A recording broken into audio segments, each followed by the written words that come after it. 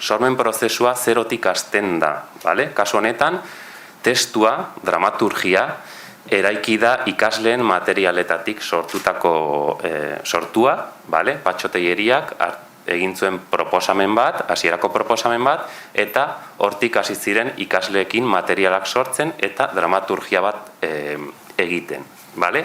Prozesua hilabete batez egin zuten jarraian, eta gero Patxok birmoldatu zuen testua eta entregatu zuen azkenengo taularatuko zen azkenengo testu hori.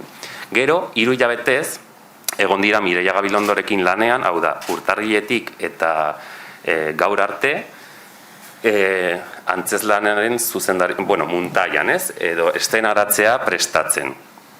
Eta, azkenengo fasean, hau da, martxoak 8tik eta 28 arte, musika barrik eskaini zigula egonaldi hau, egon dira hemen sartuta eszenaratzearen implantazioa deritzona egitez, eginez. Hau da, eszenografia, argiztapena, soinua, antzerkiaren elementu edo simbolo guzti horiek jorratzen.